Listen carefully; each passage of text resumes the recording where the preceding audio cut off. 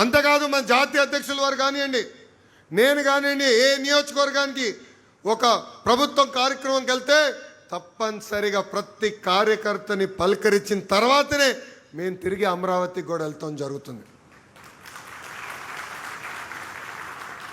కార్యకర్త అధినేత నా ఆలోచన నాకు ఎందుకు వచ్చిందంటే, మనందరం చూసాం ప్రతిపక్షంలో మెడపై కత్తి పెట్టి తోట చంద్రయ్య చేత ఒక్కసారి వాళ్ళ నాయకుడికి జయగొట్టమని చెప్పారు.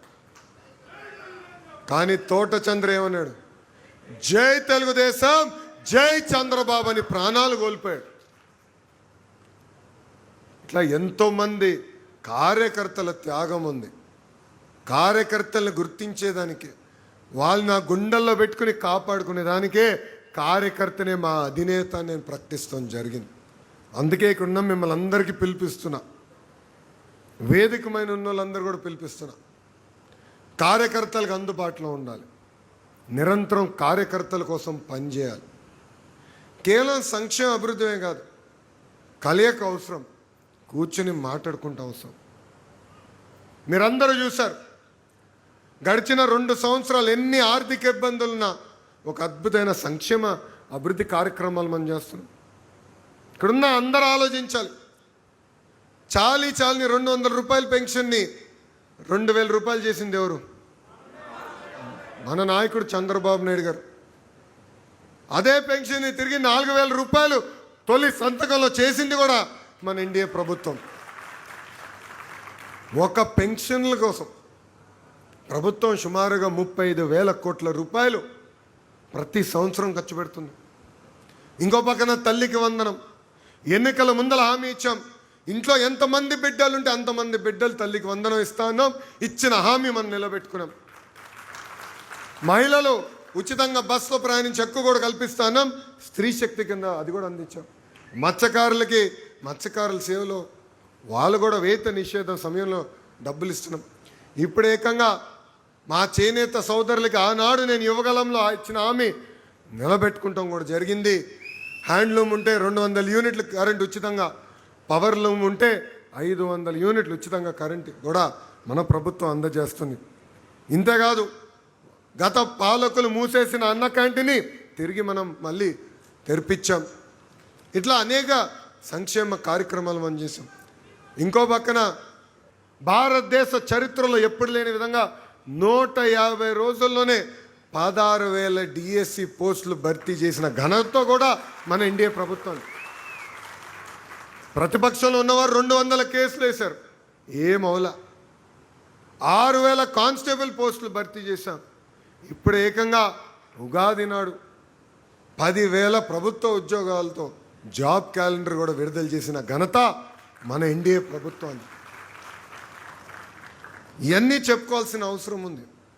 ఆనాడు మన హామీ ఇచ్చాం, ఒకే రాష్ట్రం ఒకే రాజధాని కానీ అభివృద్ధి వికేంద్రీకరణ. దానికి కట్టుబడి ఉన్నాం. రాయలసీమకు అనేక పరిశ్రమలు తీసుకొస్తున్నాం. ఇంకా తీసుకురావాల్సిన అవసరం చాలా ఉంది. క్యారియర్ ఏసీ ఎక్కడికి వచ్చింది? రాయలసీమ. ఎల్జీ ఎలక్ట్రానిక్స్కి ఎక్కడికి వచ్చింది? రాయలసీమ. కియా ఎక్కడ వచ్చింది? రాయలసీమ. రాయల్ ఎన్ఫీల్డ్ ఎక్కడ వచ్చింది? రాయలసీమ. ఇప్పుడు సోలార్ మ్యానుఫ్యాక్చరింగ్ అంతా ఎక్కడికి వచ్చింది? రాయలసీమ. మర్చిపోయారా? మొన్నే శంకుస్థాపన చేసాం, మర్చిపోయారా? ఫైటర్ జెట్లు తయారు చేసే పరిశ్రమలు కూడా ఎక్కడ తీసుకొచ్చాం? పుట్టపర్తి, రాయలసీమకు తీసుకొచ్చాం. అద్భుతంగా పరిశ్రమలు తీసుకొస్తాం, ఇంకా తీసుకొస్తా స్వామి. అదే చెప్తున్నా, కడప కూడా తీసుకొస్తా స్వామి. నేను ఎందుకు వదిలిపెడతా? అన్ని ప్రాంతాలు అభివృద్ధి చేయాలి లక్ష్యంతో మేము ఉన్నాం. ఎందుకంటే పాదయాత్ర చేశా, యువకులు పడుతున్న కష్టాలు నేరుగా నేను చూసా. అందుకే ఆనాడు హామీ ఇచ్చా, యువగలం కింద 20 లక్షల ఉద్యోగాలు కల్పిస్తామని. అదే దిశగా మనం అడుగులేస్తాం కూడా జరుగుతుంది. ఇంకా కార్యకర్తలు వచ్చగల గత పాలకులు మన పైన పెట్టిన దొంగ కేసులన్నీ మేము ఎత్తేసాం. కొన్ని ఛార్జ్షీట్ అయి ట్రయల్లో ఉన్నాయి, అది కూడా మేము ఫాలోఅప్ చేసి ఈ సంవత్సరం ఆఖరికల్లా ఆ కేసులు కూడా తీసే బాధ్యత పార్టీ తీసుకుంటుంది. అలానే మీ పైన పొరపాటున కేసు ఉంటే మీరు ఇంట్లో పడుకుంటే కష్టం స్వామి, మాకు తెలియజేయాలి కదా. సో పార్టీ ఆఫీస్లో ఒక సెల్ ఉంది, కలవండి, ఆగి అక్కడ భోంచేయచ్చు. కేసులను రాసుకుంటే ట్రాకింగ్ పెట్టి హెచ్ఎం గారే బాధ్యత తీసుకుంటాం జరిగింది. అంతేకాదు ప్రమాదంలో ఎవరైనా చనిపోతే 5 లక్షల రూపాయలు ప్రమాద బీమా ఇచ్చే ఏకైక పార్టీ తెలుగుదేశం పార్టీ. కార్యకర్తల సంక్షేమం కోసం ఇప్పటికీ 160 కోట్ల రూపాయలు ఖర్చు పెట్టిన పార్టీ తెలుగుదేశం పార్టీ. మీ అందరు తెలుసు, పార్టీలో సంస్కరణలు తీసుకొచ్చేదానికి నేను ఎక్కువ పోరాడతా. మనం ప్రతిపక్షంలో ఉన్నప్పుడు ఆనాటి అధికారులు ఉన్న పార్టీతో ఎంత పోరాడో దానికన్నా ఎక్కువ 3 రెట్లు నేను తెలుగుదేశం పార్టీలో పోరాడా. సంస్కరణలు తీసుకొచ్చేదానికి పోరాడా. ఇది మన పార్టీ, ఇది మన తెలుగుదేశం, మన బాధ్యత. అలిగితే నష్టపోయేది మనమే. ఎందుకంటే మన పార్టీలో కోవిడ్ కన్నా డేంజరస్ జబ్బు ఒకటి ఉందండి. ఆ జబ్బు పేరే అలక. వేరే పార్టీకి ఓటేయం, కానీ అలిగి ఇంట్లో పడుకుంటాం. ఎందుకు అలగాలి? ఇది మన పార్టీ, ఇది నా పార్టీ. ఆ కసి మనలో ఉండాలి. ఏ మార్పు అయితే పార్టీలో ఆశిస్తున్నాం దానికోసం కష్టపడాలి, అహర్నిశలు పోరాడాలి, 4 గోడల మధ్యన మాట్లాడుకోవాలి. మన జాతీయ అధ్యక్ష వారితో ఎన్నోసార్లు నేను మాట్లాడు, కానీ ఆయన నిర్ణయం తీసుకున్న బయటకు వచ్చి జై తెలుగుదేశం, జై చంద్రబాబు నాయుడు గారు అంట. కార్యకర్తలందరూ కూడా నేను కోరుతున్నా, సమస్యలు ఉంటాయి, దేవుడు కూడా అన్ని కోరికలు తీర్చలేడు కదా, కానీ మన సమస్యలు మనం పరిష్కరించుకోవాలి. మీరన్నా నన్ను కన్విన్స్ చేయాలి, నేనన్నా మిమ్మల్ని కన్విన్స్ చేస్తాను తప్ప పొరపాటుని ఎవరైనా అలిగి ఇంట్లో పడుకుంటే మళ్ళీ మాధవిరెడ్డి గారు వచ్చి మిమ్మల్ని బయటికి లాక్కుని తీసుకెళ్తారు. పెద్దలు అన్నట్టు అనేక నామినేట్ పోస్టులు కూడా భర్తీ చేశాం. 2 సంవత్సరాలు అయిన తర్వాత వేరే వాళ్ళు కూడా అవకాశం వస్తుంది. మీరందరూ ఫీల్డ్లో ఉండండి. మా చుట్టూ తిరిగితే మీకు పదవులు రావు. ప్రజల చుట్టూ తిరగండి. మిమ్మల్ని ఎత్తుక్కుంటా వచ్చే బాధ్యత తెలుగుదేశం పార్టీ తీసుకుంటుంది.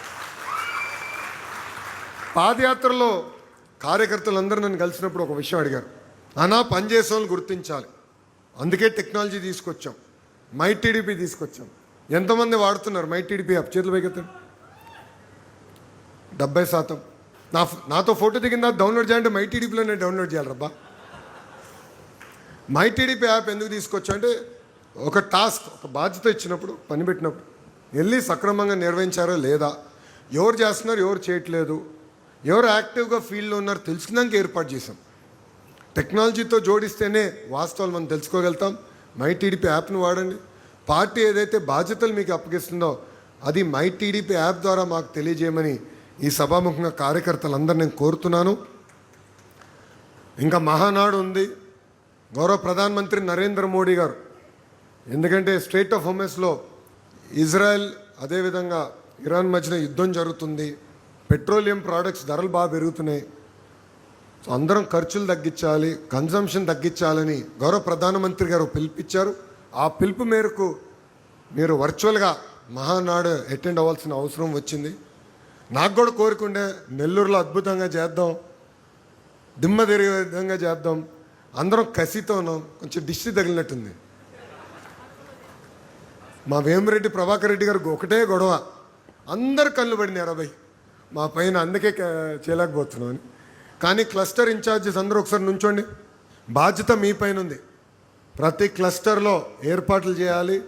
క్లస్టర్ కింద ఉన్న కార్యకర్తలందరినీ, అదేవిధంగా కేఎస్ఎస్ని, నామినేటెడ్ పదవులు ఉన్న వారందరినీ క్లస్టర్ తీసుకొచ్చి పార్టీ ఏ కార్యక్రమం అయితే మహానాడు మనం వర్చువల్గా చేస్తున్నాం అది జయప్రదం చేసే బాధ్యత ఇక్కడున్న క్లస్టర్ ఇన్ఛార్జెస్ అందరి పైన ఉందని ఈ సభాముఖం నేను మిమ్మల్ని కోరటం కూడా జరుగుతుంది.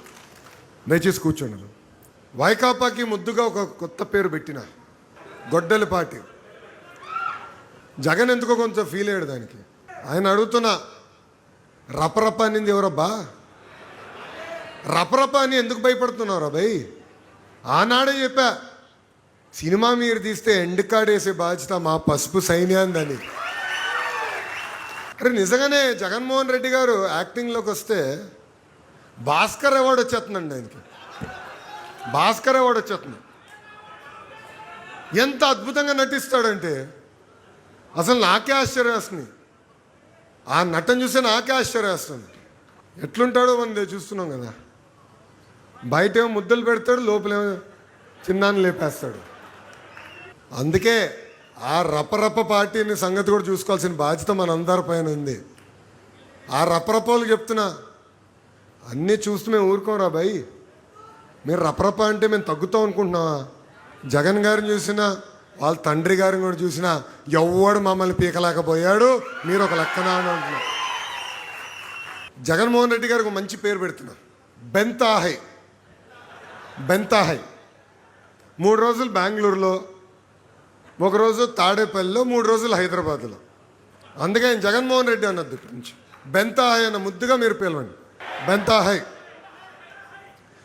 ఇంకా మన నియోజకవర్గంలో ఒక లేడీ సింగం ఉంది. ఎవరు? మాధవిరెడ్డి గారు. కరెక్ట్గా 9 నెలల ముందలు వచ్చారు. 6 కష్టపడ్డారు, ప్రతి గడప దొక్కారు, ప్రజలు మనసు గెలుచుకున్నారు.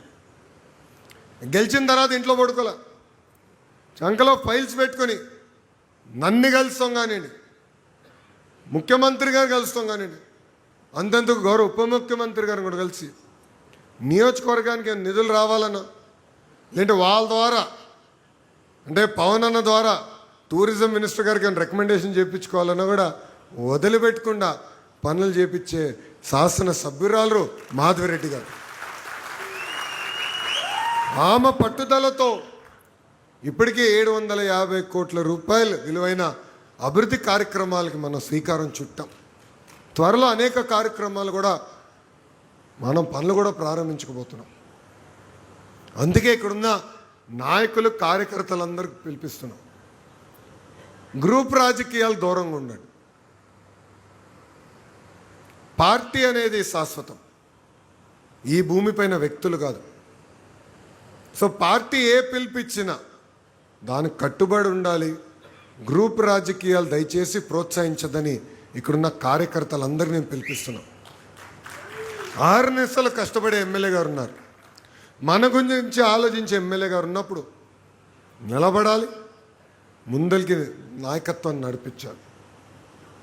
ఇక్కడున్న ప్రతి కార్యకర్త ఈ విషయం గుర్తుపెట్టుకోవాలని ఈ సభాముఖంగా కోరుతున్నాను. మేడం గారు కొన్ని కోరికలు కోరారు, నన్ను వదిలిపెట్టరు మేడం గారు. అర్బన్లో ఉన్న ప్రభుత్వ పాఠశాలలన్నీ మెరుగుపరచాలని మేడం గారు కోరారు.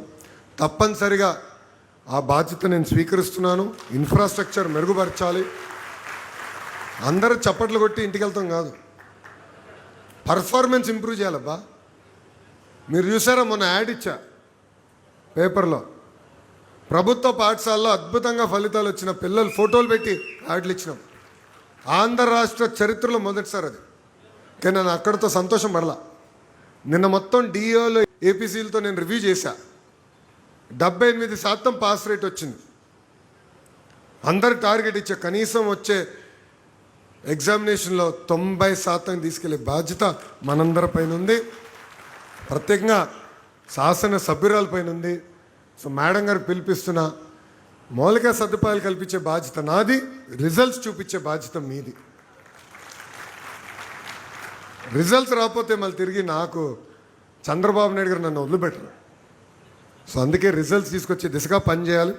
చెరువులన్నీ కూడా ఆధునీకరణ చేయాలని కోరారు, చేయాల్సిన బాధ్యత ఉంది. ఎందుకంటే ఈరోజు చూస్తున్నాం చాలామంది ఆయిల్ ఫ్యాక్టరీలు అయిపోయారు. అబ్బా అంటే ఏంటది? కొలెస్ట్రాల్.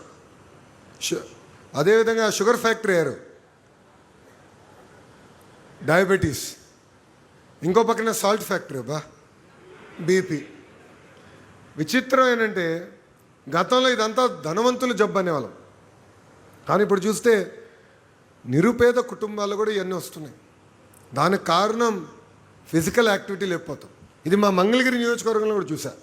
అప్పుడు నేను వెళ్ళి మాడితే అందరు అన్నారు, పార్కులు ఎక్కడున్నాయి, నడిచేందుకు మాకు అవకాశం ఎక్కడుంది, మేము కుటుంబం పరంగా వెళ్ళి ఎక్కడ ఉండాలంటే, పార్క్కి వెళ్ళాలంటే పిల్లలతో ఎక్కడుందో అది కల్పించండి అని నన్ను కోరారు. అందుకే మంగళగిరిలో సుమారుగా 43 పార్కులు, చెరువుల్ని ఆధునీకరణ చేయాలని లక్ష్యంతో నేను పనిచేస్తున్నాను. అన్నీ అవులా పనులు ప్రారంభించాం. కానీ ఆ విలువేంటో నాకు అర్థమైంది, ప్రజల కోరిక ఏంటో నాకు అర్థమైంది. తప్పనిసరిగా నారాయణ గారితో మాట్లాడి ఆ పనులు చేసే బాధ్యత నేను తీసుకుంటానని గౌరవ శాసనసభ్యురాలకి నేను హామీ ఇస్తాం జరుగుతుంది. అంతేకాకుండా కార్యకర్తలందరూ విషయం నేను ఆలోచించమంటున్నాను. ప్రభుత్వ కొనసాగింపు అనేది చాలా చాలా అవసరం అండి. ఈరోజు గుజరాత్ చూడండి ఎంత అభివృద్ధి చెందింది. ఒరిస్సా చూడండి ఎంత అభివృద్ధి చెంది 1995, 98, 99 అనుకుంటా ఒరిస్సాలో ఒకసారి తుఫాన్ వచ్చింది. మనం పంపించాల్సి వచ్చింది అధికారుల్ని, పోలీసుల్ని మనం పంపించి మొత్తం కరెంట్ రిస్టోర్ చేస్తాం జరిగింది. అలాంటిది ఈరోజు ఒరిస్సా ఎంత ముందరికి వెళ్ళిందో చూడండి. తలసరి ఆదాయంలో మనకన్నా ముందలున్నారు. అంటే ప్రభుత్వ కొనసాగింపు అనేది చాలా చాలా అవసరం. ఇది దయచేసి అందరూ గుర్తుపెట్టుకోవాలి. అందుకే అలక్కకి ఫుల్ స్టాప్ పెట్టండి.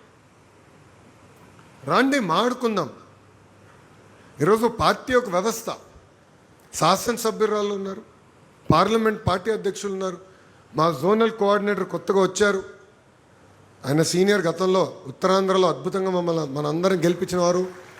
శ్రీనివాస్ అన్న వచ్చారు, సవితమ్మ గారు కూడా ఉన్నారు, ఇన్ఛార్జ్ మార్చిలుగా మేడం గారు కూడా ఉన్నారు. సో అందరం ఉన్నాం, మన సమస్యలు పరిష్కరించేదనుకున్నాం.